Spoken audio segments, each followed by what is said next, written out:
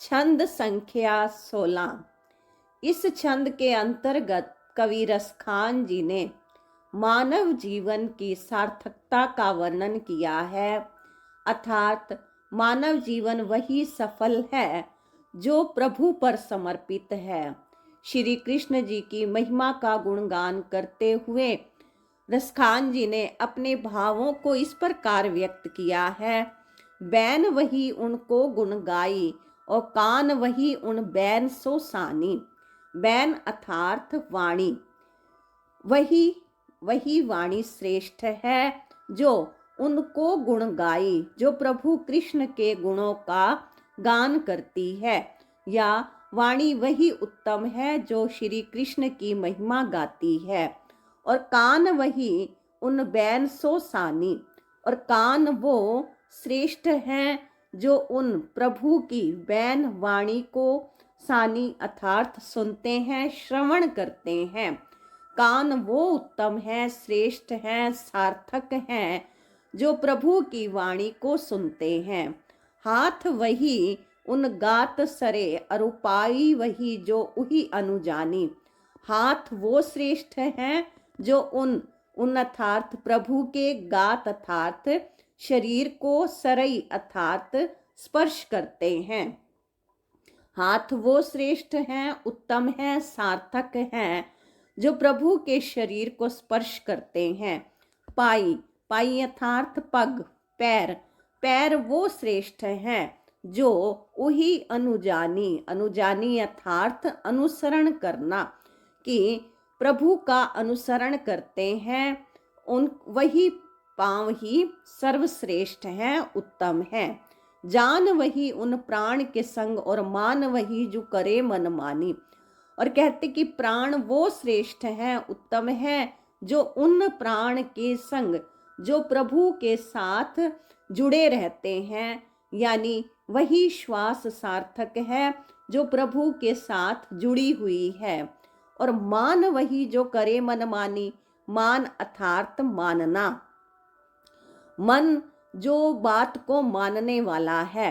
तो कहते मन वो श्रेष्ठ है जो करे मन मानी। करे अर्थात मानता है किसकी? प्रभु की बातों को ही जो स्वीकार करता है। या मन वो श्रेष्ठ है जो प्रभु की बात को मानता है। त्यों रसखान, रसखान जो है, रसखान सो है रसखानी। तो यहाँ पर रसखान यमक अलंकार आ रहा है। कह रहे हैं कि रसखान, यहाँ एक रसखान कवि के लिए कहा है कि कवि रसखान जी कहते हैं रसखान जू है कि प्रभु रस की खान है।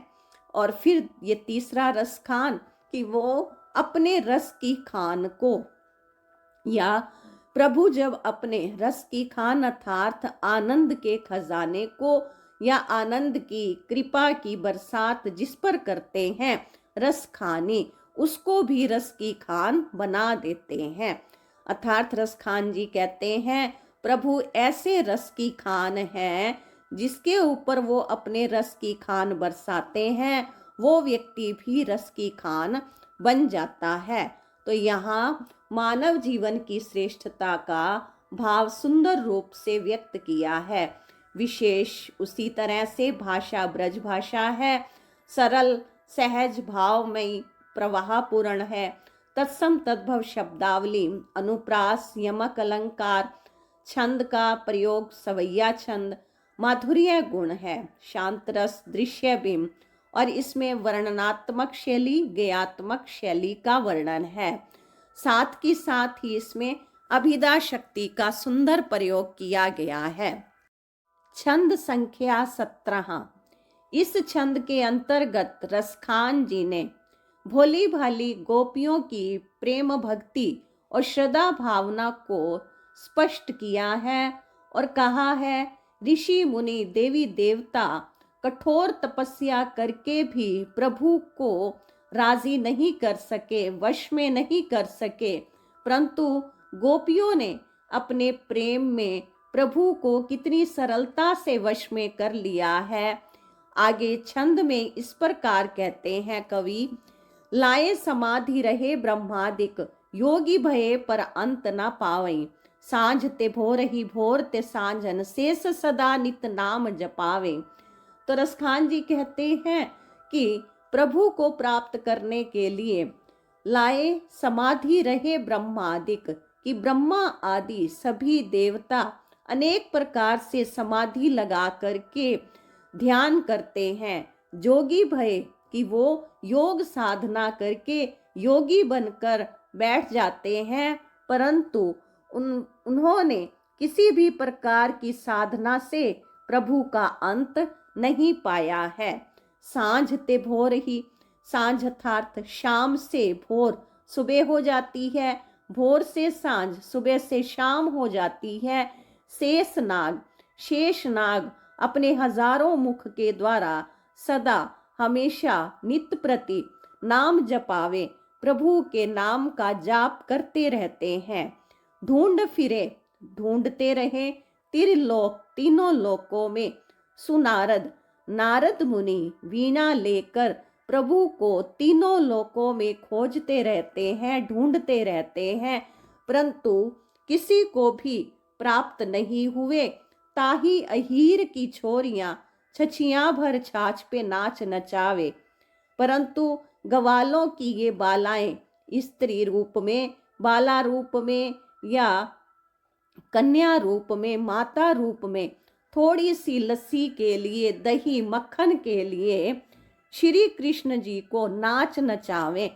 मुहावरे का प्रयोग है कि वो उन्हें अपने इशारे पर नचाती हैं, अर्थात उनसे अपना कहना मनवाती हैं, उनको वश में करके रखती हैं। तो इस प्रकार से भावार्थ इसमें प्रेम भक्ति का सुंदर वर्णन किया है और विशेष पहले जैसा ही है। इसमें माधुर्य और प्रसाद गुण है, आत्म कथात्मक शैली, शांत रस, भक्ति रस, सवैया छंद, अनुप्रास अलंकार, तत्सम तद्भव शब्दावली और ब्रज भाषा का सरल सहज सुंदर प्रयोग किया गया है। छंद संख्या 18।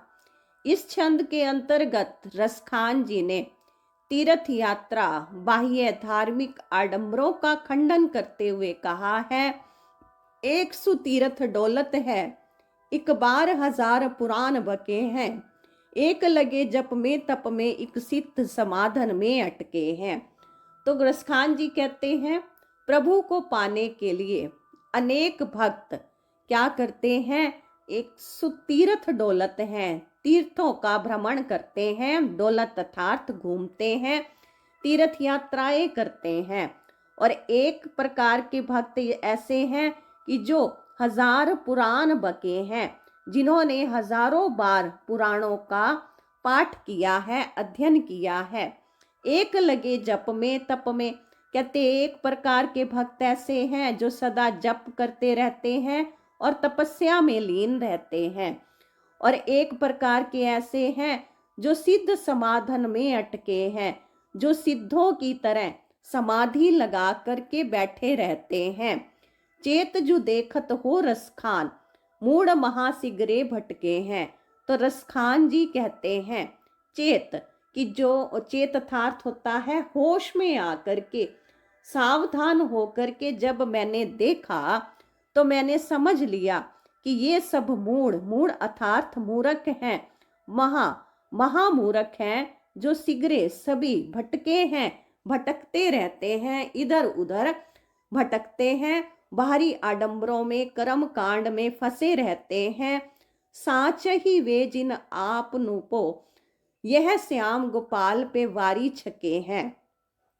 फिर अंत में रसखान जी कहते हैं साच ही वे, कहते सच्चे भक्त वो हैं जिन्होंने जिन आप नपो, अपने आप को, अपने अहंकार को श्याम गोपाल की प्रभु के ऊपर वारी अर्थात बलिहार कर दिया है, कुर्बान कर दिया है, न्योछावर कर दिया है, छके हैं। और वो प्रभु के छके अर्थात मस्त रहना, और वो प्रभु की मस्ती में, प्रभु की भक्ति में मस्त रहते हैं।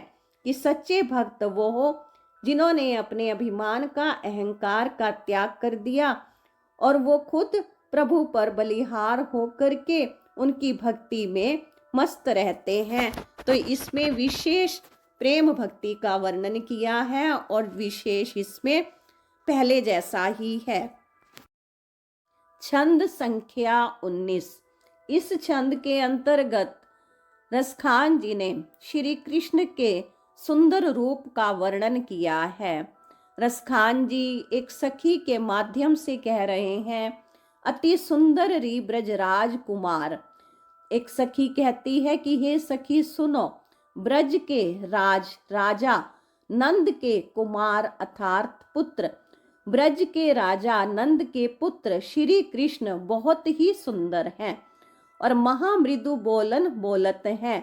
तो वो जब बोलते हैं तो उनकी वाणी महामृदु मधुरता युक्त होती है, यानी उनकी वाणी में अत्यंत मिठास है, वाणी अति मधुर है। लखी नैन की कोर कटाक्ष चलाई के लाज की गांठन खोलत हैं। लखी यथार्थ देखना, नैन आंखों के कोर किनारे से, कि प्रभु श्री कृष्ण जब अपनी आंखों के किनारे से अर्थात तिरछी नजरों से किसी की ओर भी देखते हैं तो कटाक्ष का अर्थ होता है कटाक्ष, काट देना। तो वो अपनी तिरछी आंखों से देख करके लाज की गांठन खोलते हैं। लाज अर्थात शर्म, भ्रम, संदेह की सभी गांठें खोल देते हैं, अर्थात जिसके अंदर भी किसी प्रकार का संदेह है, भ्रम है, तो वो सारे बंधन ही खोल देते हैं। सुनरी सजनी अलबेलो लल्ला, वह कुंजन कुंजन डोलत है। हे सखी सजनी, हे सखी सुनो, अलबेलो लल्ला, कि वह बालक बहुत ही अलबेलो अर्थात चंचल है।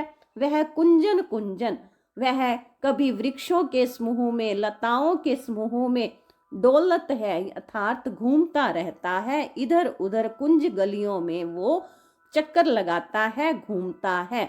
रसखान लखे मन बूढ़ गयो, मधिरूप के सिंधु कलोलत है। रसखान जी कहते हैं लखे कि जब से हमने देखा है, मन बूढ़ी गयो, बूढ़ अर्थात डूब जाना, मध्य रूप के सिंधु, रूप के सिंधु अर्थात सागर, कि श्री कृष्ण जो है वो रूप के सिंधु सागर हैं, यानी वो सौंदर्य के सागर हैं और हमारा मन उनमें पूरी तरह से बूढ़ी गयो, डूब चुका है। अब वो मन हमारा उसी रूप के सागर में कलोलत अर्थात क्रीड़ा करता रहता है, अनेक प्रकार की मस्ती में खेल खेलता रहता है, यानी वो मन अब मदमस्त रहता है और कहीं भी नहीं जाता है। तो इसमें विशेष पहले जैसा ही है और भावार्थ प्रभु की सुंदरता का वर्णन किया है। छंद संख्या 20। इस छंद के अंतर्गत भी श्री कृष्ण जी की सुंदरता का बखान करते हुए कहते हैं, चंदन खोर पे बिंदु लगाए के कुंजन ते निक्स्यो मुस्कातो। रसखान जी कह रहे हैं कि श्री कृष्ण जी चंदन खोर, चंदन का खोर अर्थात तिलक लगाए हुए, कि मस्तक पर चंद्र का तिलक लगाया हुआ है और उसके ऊपर भी बिंदु, कि जैसे 3 लाइनें लगाते हैं फिर बिंदु लगा देते हैं, तो चंदन का तिलक लगाया और फिर उस पर बिंदु लगाया हुआ है। कुंजन ते निक्स्यो मुस्कातो, कुंजन अर्थात लताओं के समूह से, वृक्षों के या पौधों की झाड़ियों में से, निक्स्यो अर्थात निकले, मुस्कातो मुस्कुराते हुए। तो श्री कृष्ण जी जिनके मस्तक पर चंदन का तिलक सुशोभित है, वो लताओं के समूह से मुस्कुराते हुए बाहर निकले। राजत है बनमाल गले, अरुमोर पंखा सिर पे फहरातो। राजत सुशोभित है, शोभायमान है। वनमाल, वन के फूलों की माला, गरे अर्थात गले में, तो श्री कृष्ण जी के गले में फूलों की माला सुशोभित है। और मोर पंखा सिर पे फहरातो, सिर पर मोर पंखा धारण किया हुआ है।